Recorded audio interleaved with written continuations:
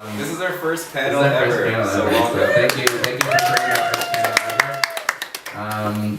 We're Pink City. Obviously, you already knew that, or else you wouldn't be here. My name is Chris. I'm Mike. And we're the co-founders. And this here is Angel, and she'll be kind of moderating this whole thing and kind of moving it along, bouncing some questions around in case of, it's a bit quiet. Yes, just a little bit about us. As you probably already know, we're a clothing brand. We like to call ourselves a lifestyle brand because we do more than just clothes.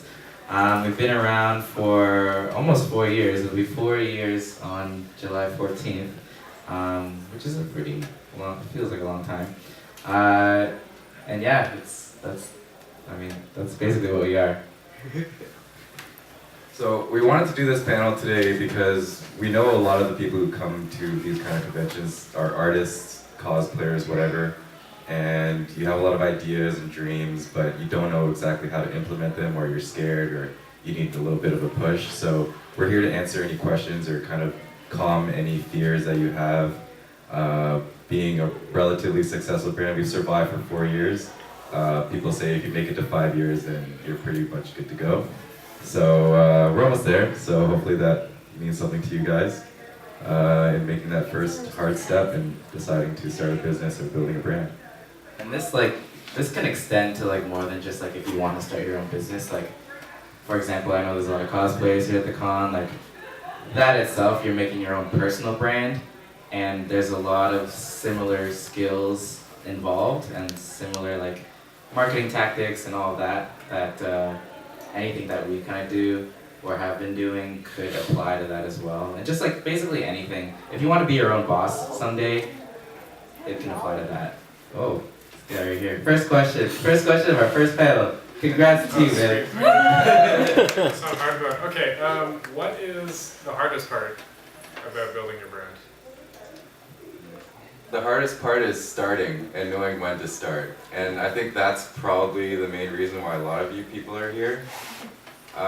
So I think our number one advice to people who are kind of on the edge of you know what you want to do, but you don't know when to do it, is you have to find the balance between being prepared enough and just starting.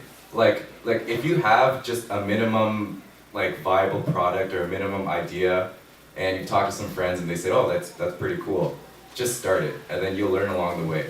Because we know so many people who just, they want to be ready and they're waiting for that day, or they keep preparing and they don't know when to start, but they could have started a year ago, and then that year they would have learned so much about what to do, because you don't know what you don't know until you actually start doing stuff and making mistakes. And we've made tons of mistakes, and that's the only reason why we're here today, is because we actually did take that step. And if you wait a year, that's a year's worth of money that you're losing.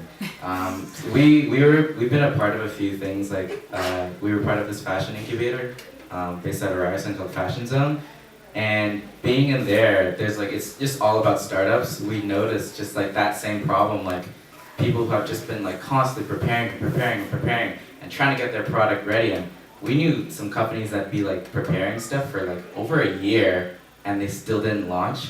And They were more prepared than us. yeah, after a year, I feel after a year your product is gonna get stale. What your idea was a year ago, it's not gonna be cool after a year. Or someone else will do it before you do. Yeah, and I totally get that. I have perfectionist qualities as well, and I'm always trying to make sure my things are entirely perfect before I release them. But I try to give myself deadlines and make sure I do something by a certain time, or else I'm never gonna do it.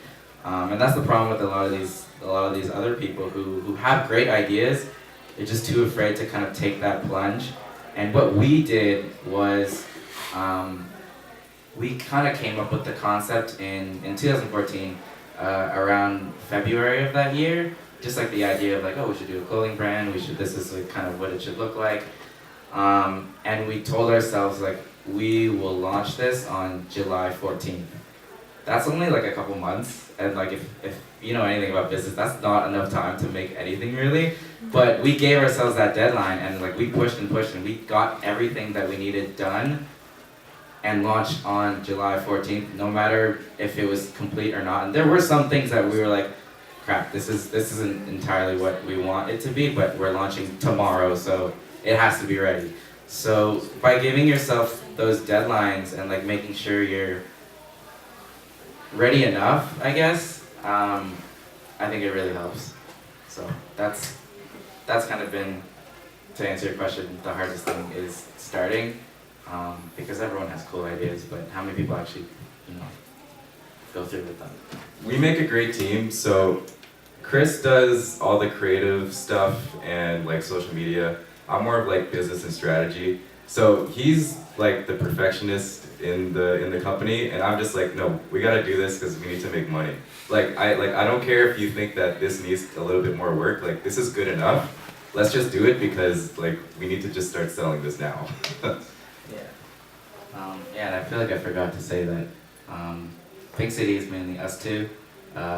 Me, I do the creative stuff, all the marketing stuff, basically anything you see visually, and he kind of does a lot of the behind the scenes logistic stuff. So we kind of balance both of our skills because I'm not good at that stuff. I can't do math well, and he doesn't really have any art skills, so, like whatsoever. Whatsoever. No. So we kind of like complement each other in that way, and like we make a good team in that sense. Where wherever I'm lacking, he can kind of pick it up. I don't know how a lot of people can start and run a business on their own because I wouldn't be able to, and neither would he. So if you can find a partner that you can trust in, then do that. But that's a whole other thing too. Like, how do you know like if a partner is good or whatever? I don't know if we can exactly answer that question. We're brothers, so that kind of works out in that way. We're brothers, but I know like not every sibling has a relationship like we do. Like we're less than a year apart. We're almost twins basically. I know I look way younger, but but like we grew up with like the same friend circles, the same interests. Like we both love like the nerdy stuff. We grew up loving Transformers. Like everything we did, like what we kind of did the same things. We have the same friends. Everyone knows us as like kind of like a duo almost, and like that I feel like is a rare relationship. Yeah, I don't know if us being brothers is necessarily like No, it's yeah. we're not saying like, oh, if you have a sister, start a business with her, because it's not necessarily the case. But like, it's just I feel like you'll know like who to trust. I mean, yeah, that's hard to say because people can be shady. But yeah, that's kind of like the relationship we've had for like our whole lives. So that's why our partnership works so well. And like we finish each other's sentences all the time. We know what each other like. It's cool like in meetings and stuff with like other people. So they'll say something and like I'll be thinking something and like I'll look at him and he knows and like it's something we can't tell them yet and then something we would discuss after. But like we have like that kind of like mental connection. And I know that's rare for a lot of people, but if you can find someone that you can really trust and really complements your skill set too, that's really, really invaluable in a business relationship, I think.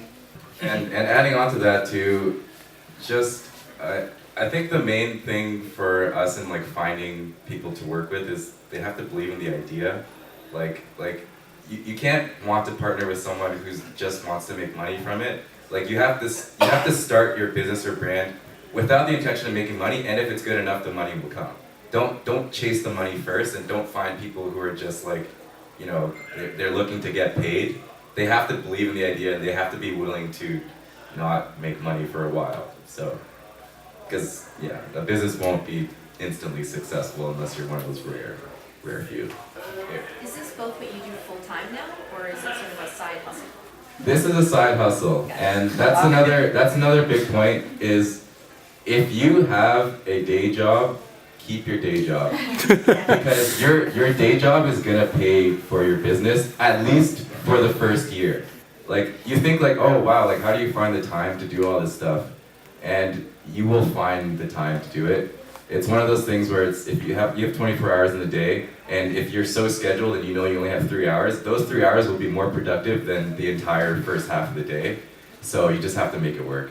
Yeah, just to give you some background on that front, a lot of people don't know this, but yeah, I saw my full-time day job. I work at Ryerson University, which is where I graduated from. I went to film school there. he went to Queens for psychology. My mind, I can just focus on these parts of the business, and his mind, he can focus on the creative parts. Yeah, so because I work at Ryerson, it's a full-time job with the salary and benefits and everything. I have the comfort in my life to not, worry about struggling to like make those, bills, happen and like make payments on time and things like that. Like I have that part of my life taken care of so that I can focus my efforts and my brain power on what's important with Pink City and my other projects. So I know like a lot of other like people will be like, yeah, like take that leap, like quit your day job and do your thing full time. But like, and obviously like we do encourage that, and obviously that is the dream one day. But you gotta be smart about it because like you also gotta be alive. You can't make a business if you're dead. So yeah, like we even after almost 4 years, we still have our day jobs, and it's still in the foreseeable future that'll be the case. It is a side hustle, but as with like your own business in any case, like even if it's a side hustle, it's still also your full time. Like you're constantly thinking about it. Like I'll work 9 to 5, and then once I get home, like I do everything Pink City related, and I like have to wake up at like 7 to get to work, and I don't go to bed till like 3 every night. That's like kind of the grind that I personally do. He takes a lot of naps. I take a lot of naps. Yeah. I nap on the subway, and I'm blessed to have had the ability to nap anywhere. Like I could probably fall asleep here in front of all of you if I really wanted. Oh, definitely. So yeah, like it's putting in those hours and that amount of work where it needs to be. So you're gonna have to make those sacrifices. Like it's also very hard if you're trying to balance a social life. If you have like a significant other, like it's hard to just balance everything. But you have 24 hours in the day. You can make it work. You just gotta schedule things properly, make the right decisions in that sense, and just I don't know. If you love it enough, you'll make it work. My day job pays for what I want to do. Like Pink City is our lives. Like we live and breathe Pink City. Like I wake up in the morning, think about Pink City, go out throughout the day, oh I have this idea, I'll write it down or I send some emails or whatever. I go to bed just constantly thinking about what to do next. But my day job is like, I'm working, and then once it's done, it's done. Like I don't care about it anymore, I just want the paycheck. Hey, Jay. Yeah. Oh, by the way, Jay right here. If you're familiar, sorry to put you on the spot. If you're familiar with our Android 21 shirt or the new Blue Eyes White Dragon Knight King shirt, this man is the genius behind the art behind that. So we've been collaborating with him. It's the front row guy right here. So. Anyways, what's your question? So how would you describe like the progress that you've made? Like was it really hard at the beginning and then it's gotten easier, or does it go up and down? Or, Yeah, I think I would say for the first maybe two years and a bit, it was kind of like a plateau almost. Like we would make sales like here and there throughout the month. It was a very slow build. But then we got that Negri juice. We met Jessica Negri via Instagram. She just randomly started following us one day, and I was like, wait, Jessica Negri followed us? Wait, excuse me. So I was freaking out. And then, so I immediately sent her a DM, and then like we were talking back and forth, and we ended up sending her some stuff.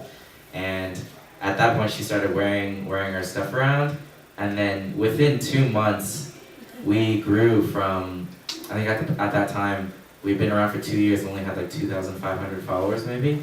We tripled everything within 2 months to like about 7,000, over 7,000 followers within 2 months. Like tripled everything in terms of sales, everything, just because she started posting about us and like people started following us in like mass amounts. And then other, influencers reached out to us and be like, I saw so-and-so wearing your thing. I'd love some too, and then they have huge followings. So it just was kind of a snowball effect after that. So we will always be thankful for Jessica Negri because of that. But prior to that, it was a very, very slow build. But then soon after that, it was just like an exponential boost. And I feel like with a lot of brands, that's the case. Like they'll kind of have a thing going, and then it just takes that one push to kind of get you going into the direction that you want to go, and then at that point it's all up to you. Like you gotta be prepared to get those numbers up, to like fulfill those orders. I'm just talking about clothes right now, but like whatever you guys are doing, like just you gotta be prepared for that jump.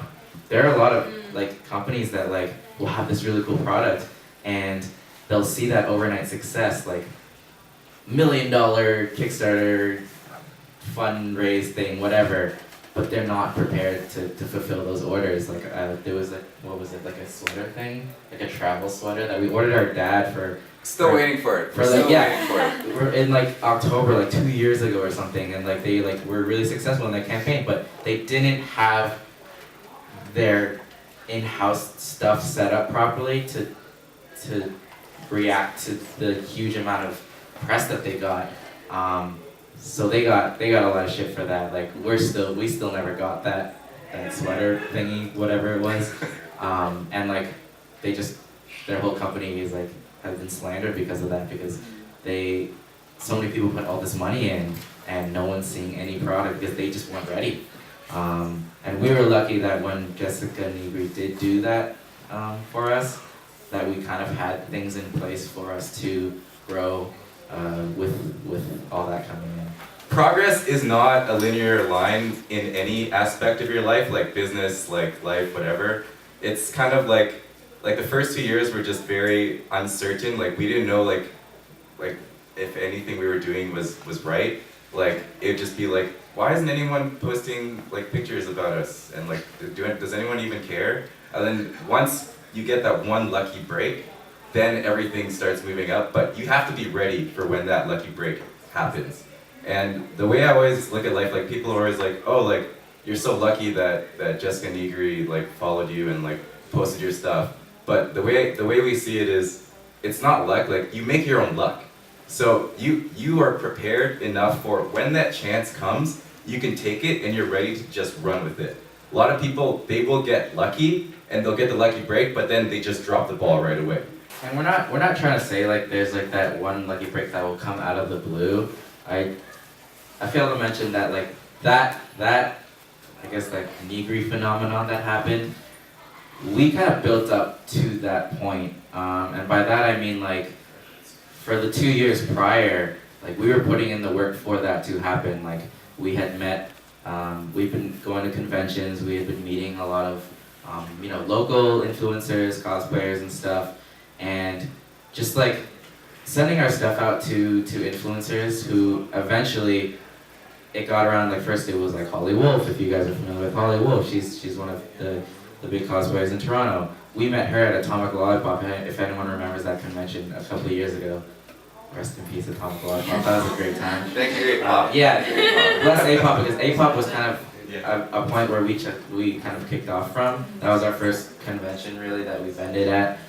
We met Holly there, and she bought some stuff from us, and she like actually supported us and bought stuff, which is really kind of her. I guess people with that amount of clout, they'll just ask for things for like in return for like posting and stuff, which is fair.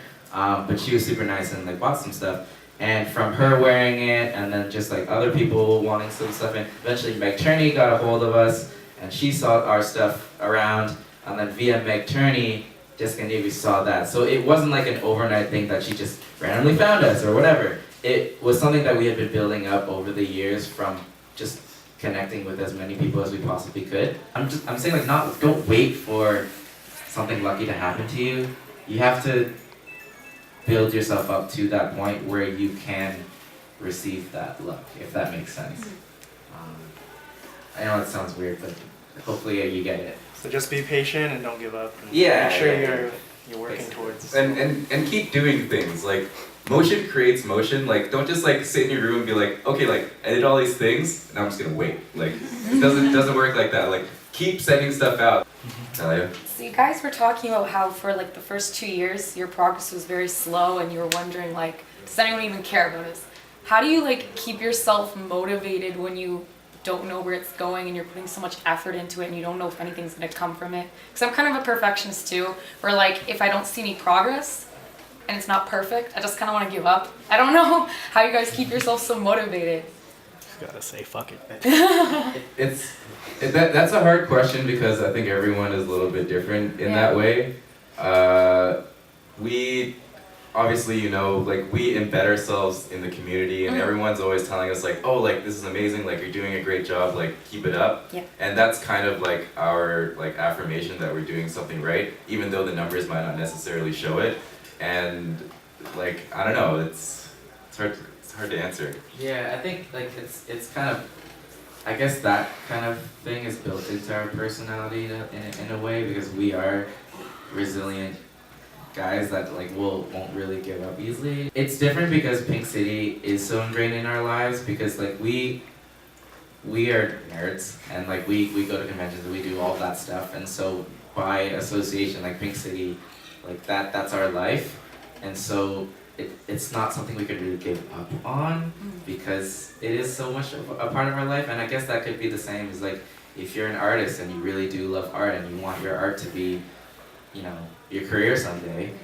If you're constantly doing art and like stuff, you just gotta keep on trucking, I guess.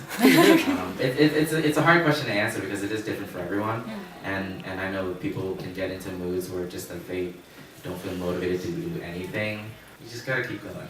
If you keep consistently doing good stuff and, you know, making moves, talking to people, networking, whatever, like things will happen, and it'll happen like really fast, and you won't even realize it's happening until it's already like exploded. So is that good?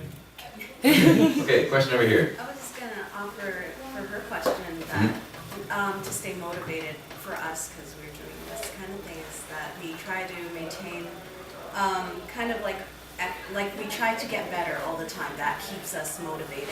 Just always trying to improve and always working on your craft, and that will keep you going. And eventually you'll get like you said, you'll get discovered just by doing better work. Yep, I totally agree with that, and I'm totally one of those people who's all about self-improvement. Like I need to be better than I was yesterday every single day. And that's the most important thing. It's not about making money, it's not about followers. It's like, you know yourself that you're better than like before, or like last year. Like every year, so my birthday just happened like this past week, and I always look back to the year before, and I was like, wow, like I'm kind of like a different person. Like I'm the same, but I'm different because all these things happened, and that's good. Like you need that, and that's what you gotta focus on. I guess that was also a way we stayed motivated, because with every new collection that we did, we always wanted to improve and make something new. So like when we first started, we were just doing t-shirts and tank tops, and then that was like the summer release, and then that winter we were like, okay, let's do all that stuff again, but then also let's add jackets. And then like every new collection, we tried to add something new and try to push the boundaries on that. And I guess that did contribute to like staying motivated, because like I have these ideas and like I want to see them come to light. And by doing that, I mean, eventually we had like a full roster of all these things. Like we did raincoats and everything. We had this whole collection of things that we had never even thought that we could ever do before. And I mean, via that, like the first things that Jessica Nebri wanted was like a raincoat and like a jacket. So like, had she seen us back when we were just doing t-shirts, none of this might have happened. But because we kept improving and improving and improving, and our product was getting better and better, we caught her attention. So, I mean, if that's any kind of motivation to you guys to keep working and keep trying new things. So, I feel bad for her because she's supposed to be like asking some more questions, but you guys got so many questions. Prior to Pink City, neither of us had any experience with fashion or business. I went to film school, so I just kind of had a creative background. I could design things. I could film things. That's my job. And he did like psychology, and he has like data analyzing experience. But we didn't have any experience with any of this. But the internet is a very, very great resource for anything. We did a lot of research in that time span from February to July when we launched about everything to do with fashion, everything to do with business, everything to do with just starting something. Obviously, I had some transferable skills, like I direct all the photography and the video stuff that you might see on our social media or on our website. and that's because I have that film school background. But everything else we kind of, I don't want to say winging it because it's not really winging it, but we learned ourselves via also just experience too. Like there'd be things that we do and we're like, nope, that doesn't work because we just totally sucked at that. But you know, next time what you can do better. Like we just did, I guess our first fashion show that we've like really hosted like yesterday, and like we know what that's like and how to maybe make it better next year. So a lot of the stuff that we've learned about and all the skills that we currently have, we learned by doing it. So I think just going ahead and doing something and failing and being okay with failing and learning from that, I think those skills are probably the most important skills you could ever get, on top of networking. Networking is probably, besides all of that, the most important thing that we have learned to do over the past couple of years. I don't know if you can tell, but we're both pretty introverted guys. Like we would rather stay home and play video games type thing. Just knowing that really these days to get anywhere, you have to just know people, and we have been like really lucky to like rub shoulders with a lot of people with a lot of influence, or just people who can help us in any way. Yeah, like I know it's hard if you're a shy person, but we put ourselves out there. We throw our own parties and events. If any of you have been to them, like that's like we throw parties, but like we're not like party dudes. But we know what makes a good party just from doing it. Networking has just given us a lot of opportunities that we would never have had. So we really encourage you guys to just get out there and like meet people, because you never know who could help you down the road. You never know like what kind of things you'll be doing in the future that, you know, someone might come by and be like, oh, I have this skill that I could 100% help you with what you're doing. So yeah, networking. So I'll get to that question in a bit. Yeah, like as shy people, and in the beginning for like networking, we would go to events, like we'd go to like Fashion Week, just like us two, and we'd wear like all Pink City and just like try to get people to like take pictures of us or whatever. But like the first few times, we would literally just go and stand there, get a drink, and just like not say anything because we didn't know what to do. And then eventually, like people will compliment you, or you'll compliment someone, or like you'll just bump into someone and just start a conversation or whatever. And then you eventually learn how to navigate just like the whole networking thing. And we even don't consider ourselves like that good at it, but like we know some basic things, and it helps to like go with friends or whatever, even if they're not in your industry. Like if you have any extroverted friends, just bring them along and they'll network for you. and just adding on to like the how to get tools and how to get skills and stuff is, if there's absolutely something that you don't know how to do, don't be afraid to ask friends for favors. For us, like with our preferred currency is free clothes. Like you help us out, we'll give you whatever you want for clothes, and then it works out that way. And I'm sure there's lots of things you can do for people that they couldn't do for themselves. Yeah, like even me, like when we were starting out and like we would need help with something, like I have video skills from my day job and from my schooling, so like let me help you with a video thing if you help me with this thing. Like you have some, like all of you are good at something. If you can leverage that and kind of get other people to help you while you help them, everyone wins, right? Another thing about the shy thing, that's the beauty of social media. You can like be like as extroverted as you want via your fingers, and like it doesn't really matter because you're just talking to someone online, and like that's a great way to network. That's why the power of social media is so strong these days, because you do see a lot of like in the case of like cosplay, 'cause I'm sure a lot of you guys cosplay. A lot of these people are shy, introverted people, but they've met a lot of people via DMs or via just social media. So if you are really having trouble getting past that networking barrier and you don't know how to talk to people well and stuff, social media is a good way to do that. That's how I really kind of got more comfortable with meeting people. I was like, back in the day, I was like an emo scene kid on MySpace, and like I was like pretty like Chrissy Cupcakes. Yeah, I was pretty active on MySpace. Like most people in Toronto knew me just because I had such an online presence, and that's kind of how I built my social skills. Was like via like establishing like friendships online, and then like in person. It's like, well, shit, I gotta be cool in front of them. So I kind of force myself to like be cool in front of them, even though I'm not that cool. So like you guys probably think we're some kind of interesting, but we're just two dudes. We're not as cool as you think. Yeah, we're just pretending to be cool for you guys. So would you say that your priorities have changed over the progress in your company? Like, do you prioritize different things at different times, or do you just kind of, because you've been able to separate them, do you kind of just constantly overlap? Like, one of you guys is always focused on the creative bits and one of you always on the marketing, or is it kind of like at certain times you guys have to kind of pull together and focus on just the marketing because you're launching your new line, Yeah. or like So get that line done?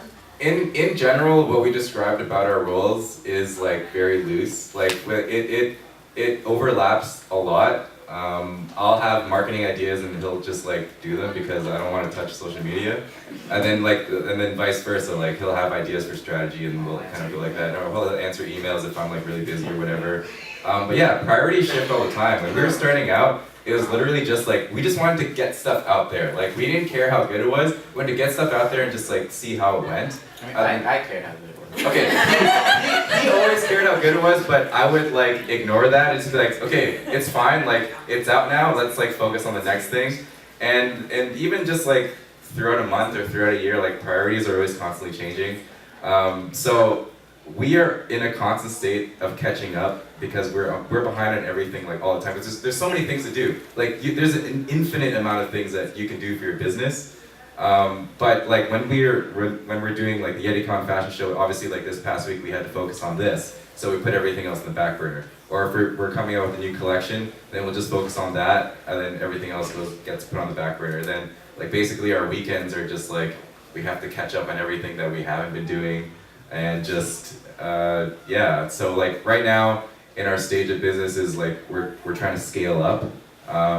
Everything that we've been doing for the past 4 years is like, it's pretty locked in, like it's good, like we have a team that helps us out with a lot of stuff, so we don't have to worry about a lot of those more mundane things like shipping and handling.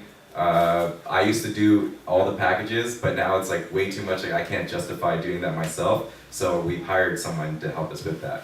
So it's kind of like you have to just kind of keep in mind your long-term like strategy and goals, but also kind of try to break it down if that makes sense. And it's always going to be different, but just take care of the most pressing stuff first, and everything else you have to find time for eventually. When you started, did you know that like fashion was the thing that you wanted to do, or did you start with something more nebulous and like fashion is where you ended up? Actually, it was the other way around. Actually, we started with being like it'd be cool to do a clothing company, and from that we grew to do more things like events and stuff. And like I kind of have that umbrella on my side of things because I do like multimedia in terms of like video photography, all of that, and fashion is now a skill that I have because of that. We started out just doing clothes, and then from that.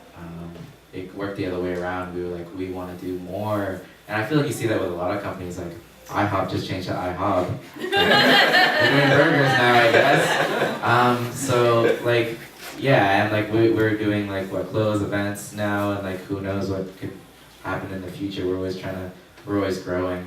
So I think that's a natural progression of just how most companies grow.